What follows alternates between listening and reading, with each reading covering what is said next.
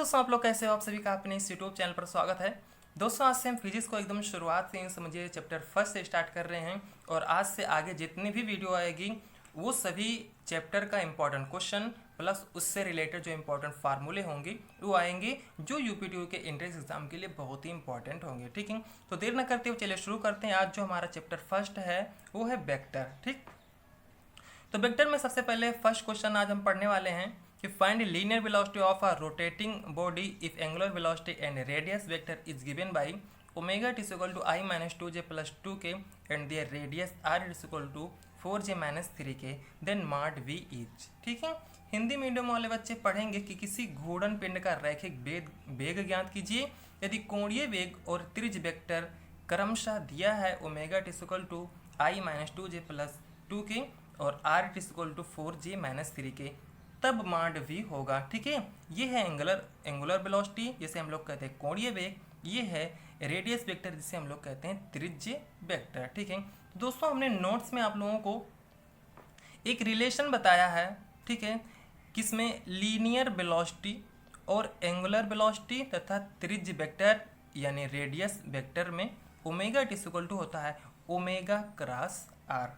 ठीक है, हमें दिया है ओमेगा की वैल्यू, हमें दिया है आर की वैल्यू। ठीक है, तो हमें मिल जाएगा वेक्टर वी की वैल्यू। ठीक है, omega it is equal to given a i minus 2j plus 2k और आर की वैल्यू यानी त्रिज्य वेक्टर, ठीक है, रेडियस वेक्टर दिया है, ये है 4j माइनस 3k। ठीक है, तो v की वैल्यू कब निकलेगा? जब हम ओमेगा क्रॉस आर की वैल्यू निकाल लेंगे। ठीक है, ओमेगा दिया है, आर दिया है, तो हम v की वैल्यू निकालने के लिए ओमेगा क्रॉस आर का मान ज्ञात करते हैं। ठीक है, ये है omega cross r. Omega cross r की वैल्यू निकालने के लिए हम एक सारणिक बनाते हैं जिसमें ऊपर लिखते हैं आई जे के और यहाँ पर लिखते हैं इसका कॉफिशिएंट गुणांक। आई का गुणांक है 1 और जे का गुणांक है -2, के का गुणांक है यहाँ पर 2, यहाँ पर आई नहीं है तो 0 लिख देंगे, जे है तो 4, यहाँ पर के है इसका गुणांक -3। ठीक है, इसलिए इस तरह कर लिया।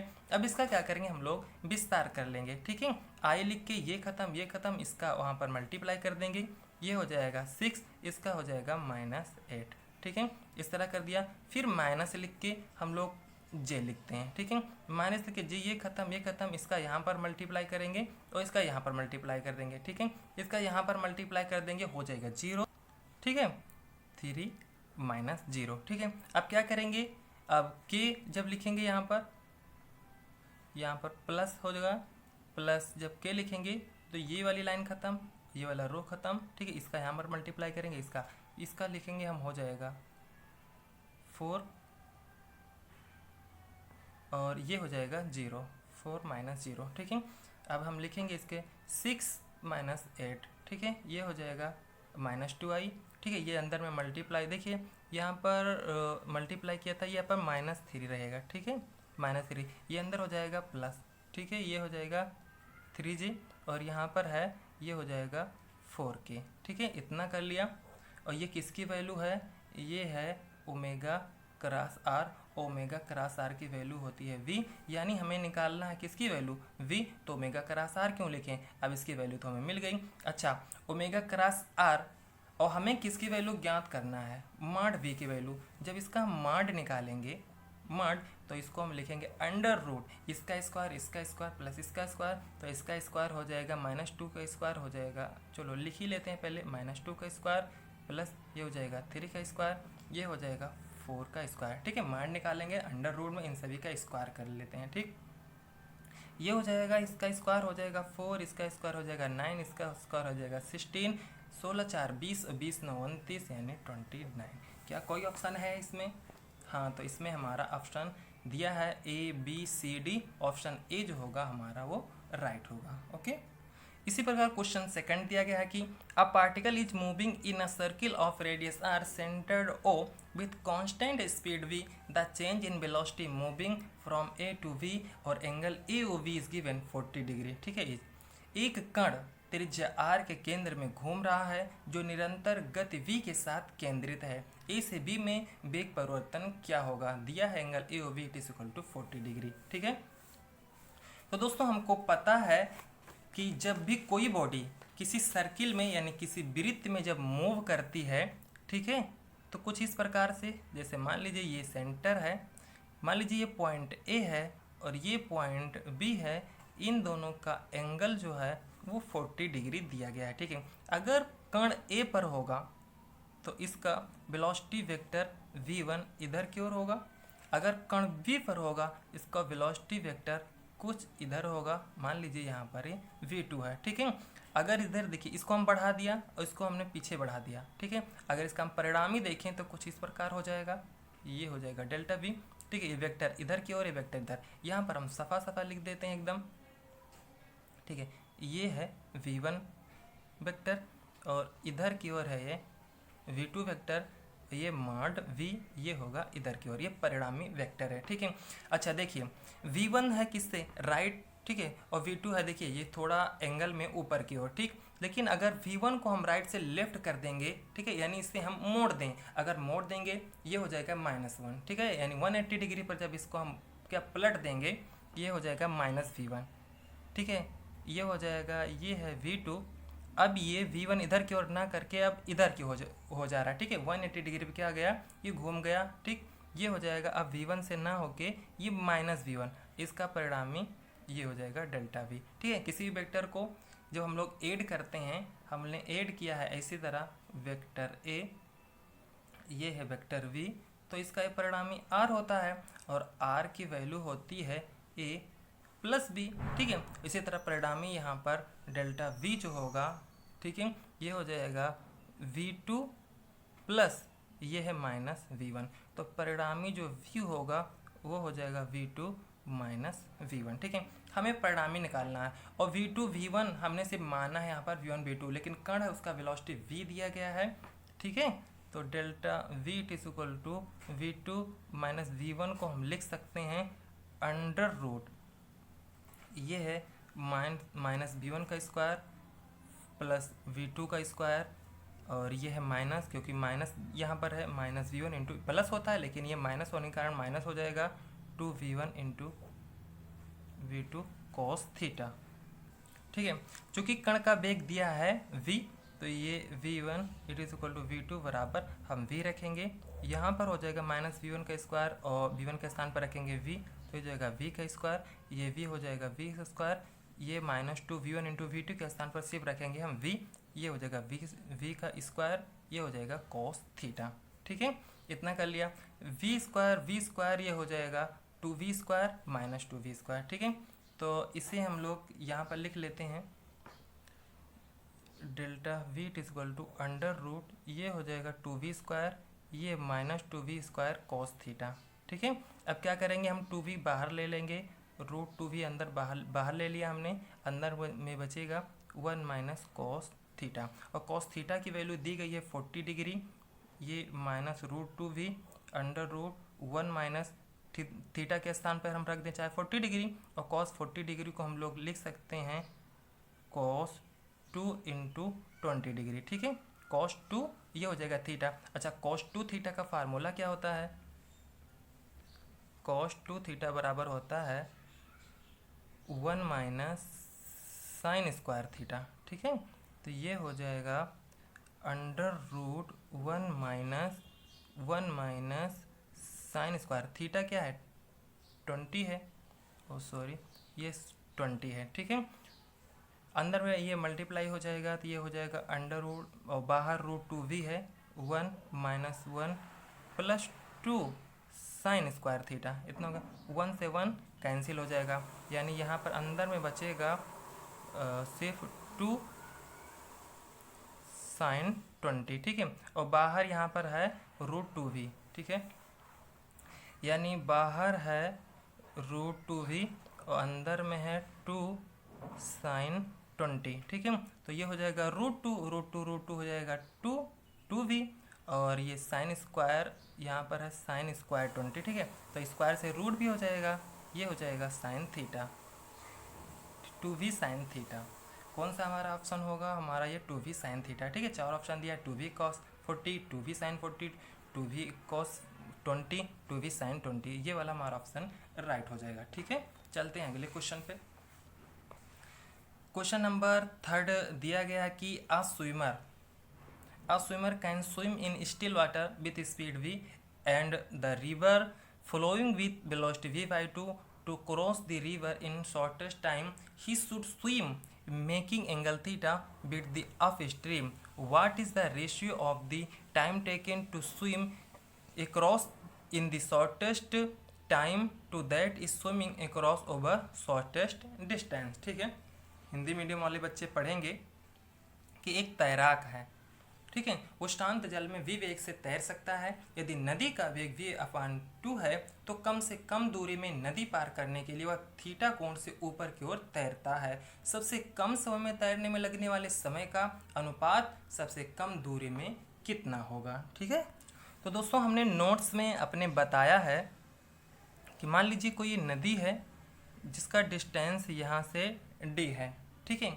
मान लीजिए कोई तैराक है, ये पॉइंट ए है, मान लीजिए कोई तैराक है और यहाँ से ये थीटा एंगल पर वो तैरना चाहता है, ठीक है, थीटा एंगल पर तैरना चाह रहा है और नदी को पार कर रहा है। मान लीजिए ये यहाँ पर पहुँच गया, ठीक है, लेकिन अगर वो इस डिस्टेंस से यानी डी दूरी से अगर वो पार करता तो वो कम से कम समय में वो क्या करता, नदी को पार कर देता, ठीक है। लेकिन वो थीटा एंगल से वो तैर रहा है और नदी का जो वेग है वो है यहाँ पर v/2, लेकिन uv हम वहाँ पर माने थे, ठीक है। और इसका वेग है मान लीजिए v और नदी का वेग अलग होगा उसके धारा का, इसका ये v वेग से तैर रहा है।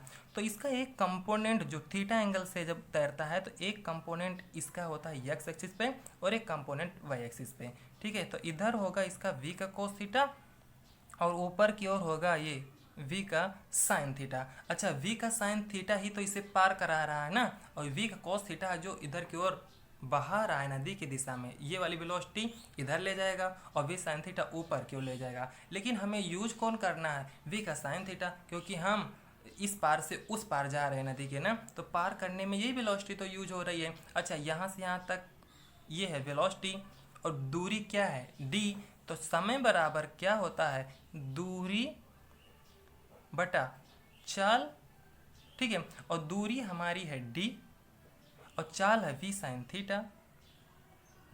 थीटा, ठीक है। ये है शॉर्टेस्ट डिस्टेंस, ठीक है, ठीक है, ये है, इसे मान लेंगे हम t1 या t2 मान लेंगे। और कम से कम समय में मान लीजिए इसे हम t2 मान लिया, d/v साइन थीटा, और t1 मानेंगे क्योंकि वो कम से कम समय में वो जा रहा है। अच्छा, बहुत ही कम समय में अगर वो पार करेगा तो मान लीजिए केवल d दूरी अगर वो तय कर ले तो कम से कम समय में वो पार कर लेगा। अगर इस प्रकार एंगल से भाई तो कुछ एंगल से यहाँ पर जाके वो इतना दूरी तय करना पड़ेगा, लेकिन कम से कम वो सीधे ऐसे तैर ले तो वो कम से कम यानी d दूरी अगर वो चल ले वेग v से तो समय उसका मान लीजिए t लग रहा है और इसी को हमने मान लिया अगर t, तो ये कम से कम है। अगर कम से कम कहें तो यहीं से हम निकाल सकते हैं, अगर साइन थीटा यहाँ से देखिए ये 90 डिग्री पर अगर वो तैरे, किसके, नदी से किनारे से अगर वो 90 डिग्री पर अगर तैरेगा तो साइन 90 का मान अगर हम रख दें, हाँ साइन 90 का मान 1 रख दें तो d/v हो जाएगा, ठीक है। ये कम से कम है, तो इसी t1 कम से कम समय में और शॉर्टेस्ट डिस्टेंस कम से कम समय का सबसे कम दूरी में कितना होगा, ये कम से कम दूरी के लिए फार्मूला है, ये कम से कम समय यानी सबसे कम समय, ठीक है, t1/t2 ये लगा देंगे फार्मूला, ठीक है। ये हो जाएगा d/v, ये कहाँ से आया, यहीं से आया, ओ सॉरी, ये d/v है और ये है d/v का साइन थीटा, यानी इसे इस तरह लिख सकते हैं d/v इंटू, ठीक है, ये उलट जाएगा, ये d/v है, ठीक है, डिवाइड कर रहे हैं तो इंटू हो जाएगा, उलट जाएगा, ये हो जाएगा v का साइन थीटा और नीचे आ जाएगा d। अच्छा, d से d खत्म, v से v खत्म, बचेगा क्या, साइन थीटा, ठीक है। तो इसका अनुपात क्या है, t1/t2 का साइन थीटा अपान 1 भी लिख सकते हैं। तो हमारा ऑप्शन जो होगा वो कॉस थीटा होगा या साइन थीटा होगा, टैन थीटा, कॉट थीटा। हमने सोल्व किया और हमें प्राप्त हुआ साइन थीटा, तो हमारा ऑप्शन ये वाला राइट हो जाएगा। एक क्वेश्चन और दिया गया है कि if mod a cross b it is equal to √3a.b then the value of mod a plus b, ठीक है। ये वेक्टर ए और बी दिया गया है, तो हमें पता है कि वेक्टर ए क्रॉस वेक्टर बी की वैल्यू होती है, sorry, A B sine theta, और वेक्टर ए डॉट वेक्टर बी की वैल्यू होती है ए बी कॉस थीटा, ठीक है। और हमें दिया गया है कि vector A cross vector b it is equal to ये है √3 वेक्टर ए डॉट वेक्टर बी है, ठीक है। तो ए क्रॉस बी के स्थान पर हम लोग लिख देंगे ए बी साइन थीटा, ये √3 टाइम्स ये हो जाएगा a b cos theta. A b से ए बी कैंसिल, थीटा नीचे आ जाएगा, तो ये हो जाएगा tan theta it is equal to √3 और theta it is equal to 60 degree. अब माड निकालना है, वैल्यू किसकी याद करना है, माड ए प्लस बी की, ठीक। तो माड ए प्लस बी की वैल्यू होगी √a का स्क्वायर प्लस b का square plus 2ab cos theta, ठीक है। तो ये हो जाएगा अंडर रूट हो जाएगा a का स्क्वायर प्लस b का स्क्वायर, और कॉस थीटा की वैल्यू हम रख देंगे, कॉस थीटा की वैल्यू हमें मिल गई 60 डिग्री, और कॉस 60 डिग्री वैल्यू होती है 1/2, और 2 से 2 कैंसिल हो जाएगा, यानी यहाँ पर बचेगा ए बी, ठीक है। तो ये ए बी बचेगा, और इसको हम लिख सकते हैं A square plus B square plus A B की पावर 1/2, क्योंकि रूट को हम लिखते हैं 1/2। ये हमारा ऑप्शन कौन सा सही होगा, कौन सा सही होगा, ये तो बिल्कुल गलत हो जाएगा, नीचे बिल्कुल गलत, ए भी गलत, हमारा ऑप्शन ये सही होगा, क्योंकि रूट को हम लिख सकते हैं 1/2, ठीक है, ऊपर पावर में, ये ध्यान रखना। जैसे मान लीजिए अगर कहीं पर लिखा है रूट बी, तो लिख सकते हैं 1/2, ठीक है, ये ध्यान रखना। एक नेक्स्ट इंपॉर्टेंट क्वेश्चन है, ये 2 बार यूपीटीयू में पूछा जा चुका है, ठीक है। The momentum of a particle is p it is equal to 2 cos ti plus 2 sin tj, what is the angle between the force F acting on the particle and the momentum P, ठीक है। यानी एक कण का संवेग P it is equal to 2 cos ti plus 2 sin t, ये है J, ठीक है। यहाँ पर हम लोग ये इसको हम लोग J लिख देंगे, ठीक है, 2 sin tj। तो कण पर लग रहे बल तथा संवेग के बीच का कोण क्या होगा, ठीक है। यहाँ पर तो देखिए P दिया है लेकिन F नहीं दिया गया है, क्या हमें P और F के बीच में कोई रिलेशन पता है? तो आपको अगर इस तरह कभी भी क्वेश्चन दिया जाए जहाँ पर एक चीज़ दिया हो और दूसरा ना दिया गया हो, लेकिन उन दोनों में कोई रिलेशन आपको मांग रहा है, तो तुरंत आपके दिमाग में उन दोनों से रिलेटेड कोई एक फार्मूला याद आना चाहिए, ठीक है। अगर फार्मूला है तो आप तुरंत लिखेंगे, और हमने अपने नोट्स में बताया है कि vector f it is equal to होता है dp/dt, यानी change in momentum upon change in time, वो फोर्स के बराबर होता है, ठीक है। यानी मोमेंटम का टी के सापेक्ष जब हम अवकलन कर देंगे तो हमें फोर्स प्राप्त हो जाएगा। तो f it is equal to dp/dt, यानी यहाँ पर दिया है 2 cos ti plus 2 sin tj, इसका हम क्या कर देंगे dy/dt कर देंगे। तो 2 cos t, 2 तो बाहर आ जाएगा, ठीक है, ये हो जाएगा f, 2 बाहर, और cos t का जो अवकलन हो जाएगा वो माइनस sin t हो जाएगा, sin ti, और ये हो जाएगा 2 sin t का हो जाएगा cos t j हो जाएगा, ठीक है। ये f की वैल्यू है, और p की वैल्यू हमें दी गई है, p की वैल्यू यही है cos t, 2 cos ti plus 2 sin tj, ठीक है। f और p के बीच का कोण ज्ञात करना है। 2 वेक्टर हैं, जब भी 2 वेक्टर a और b दिए जाते हैं उनके बीच का एंगल cos थीटा बराबर होता है a डॉट b/ab, ठीक है। तो यहाँ पर 2 वेक्टर दिए गए हैं, तो इनके बीच का जो एंगल होगा वो होगा cos theta it is equal to f dot p/f p हो जाएगा, ठीक है। और यहाँ पर दिया गया है एफ की वैल्यू यानी कॉस थीटा बराबर एफ की वैल्यू है -2 sine T I +2 cos T J, ठीक है। और पी की वैल्यू जो है वो है प्लस में 2 cos T I +2 sine T J, ठीक है। अब देखेंगे सेम वही वैल्यू है, बस खाली ये माइनस में है और ये प्लस में है, ठीक है। ये माइनस में तो ये प्लस में, ठीक है। ये दोनों प्लस में, क्या करेंगे इसका ए डॉट बी निकाल लेंगे, इसका इससे मल्टीप्लाई कर देंगे, ये हो जाएगा -4 sine t into cos t और प्लस इसका इससे डॉट प्रोडक्ट कर देंगे जे का जे से, ये हो जाएगा 4, ये भी हो जाएगा sine t into cos t. देखिए नीचे हम कुछ नहीं करेंगे क्योंकि ऊपर देखिए ये दोनों कैंसिल हो जा रहा है, यानी ऊपर आ जा रहा है 0, ठीक है। ये है कॉस थीटा की वैल्यू, ऊपर 0, नीचे पी और एफ को रहने दीजिए, इससे कोई मतलब नहीं है, ठीक है। इसका मतलब ऊपर 0 नीचे कुछ भी हो तो ये वैल्यू हो जाएगी कितनी 0, और कॉस थीटा 0 यानी ये किस में होता है कॉस थीटा यानी कॉस 90 पे 0 होता है, यानी थीटा की वैल्यू जो होगी वो 90 डिग्री हो जाएगी, ठीक है। सेकंड क्वेश्चन दिया गया है कि 2 vector of same magnitude have a resultant equal to either then the angle between the vector will be, यानी एक ही परिमाण के 2 वेक्टर का परिणामी 1 के बराबर है, वेक्टर के बीच का कोण ज्ञात कीजिए, ठीक है। 2 वेक्टर हैं, ठीक है, मान लीजिए एक ए है और एक बी है, ठीक है। लेकिन अगर दोनों क्या है, दोनों का मैग्नीट्यूड समान है, ठीक है।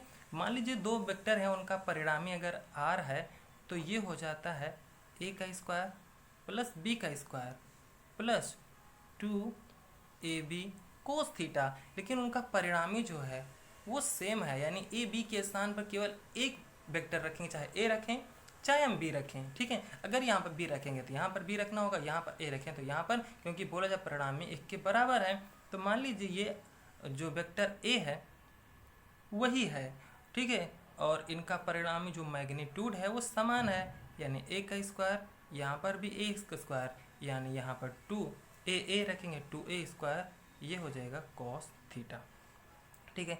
ए स्क्वायर 2a स्क्वायर, ये हो जाएगा a अंडर रूट, ये हो जाएगा 2a स्क्वायर, ये हो जाएगा 2a स्क्वायर, ये हो जाएगा कॉस थीटा, ठीक है।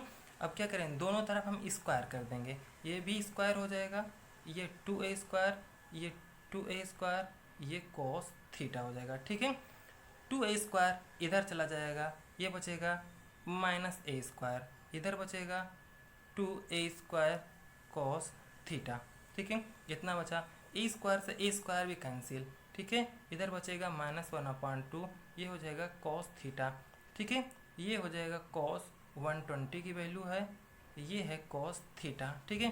तो थीटा की वैल्यू है 120 डिग्री, ठीक। कौन सा एंगल होगा, ये कौन सा ऑप्शन हमारा, ये डी वाला ऑप्शन राइट होगा। और भी जो इम्पोर्टेंट है इस चैप्टर में ये तो बता ही दिया है, ठीक है। एफ बराबर होता है dp/dt, ठीक है, क्योंकि ये वेक्टर है। एफ dp/dt ये कोणीय संवेग यानी एंगुलर मोमेंटम है। एंगुलर मोमेंटम जो होता है वो त्रिज्य वेक्टर आर क्रॉस, ठीक है, ये क्रॉस है। पी यानी ये लीनियर मोमेंटम है, ठीक है, यानी रेखीय संवेग है। जब संवेग दिया जाएगा और आपको त्रिज्य वेक्टर दिया जाएगा तो कोणीय संवेग पूछेगा तो इसका क्रॉस कर देना, जैसे अभी हम लोगों ने क्रॉस सीखा है ना, कैसे क्रॉस करेंगे, जैसे यहाँ पर बताया था omega = v cross r, same ऐसा ही क्वेश्चन आपको दिया जाएगा, ठीक है। आपको कभी टॉर्क निकालने के लिए पूछेगा, टॉर्क, तो टॉर्क बराबर होता है r क्रॉस f, ठीक है। कोई आपको गिवन पॉइंट दिया जाएगा और आपको फोर्स दिया जाएगा तो टॉर्क आपको निकालने के लिए बोलेगा, ठीक है। तो कभी कभी आपको फोर्स दिया जाएगा और आपको डिस्प्लेसमेंट दिया जाएगा तो आपको वर्क पूछेगा, ठीक है। तो वर्क बराबर होता है F.S, यहाँ पर डॉट होता है, यहाँ पर क्रॉस, ये ध्यान रखना।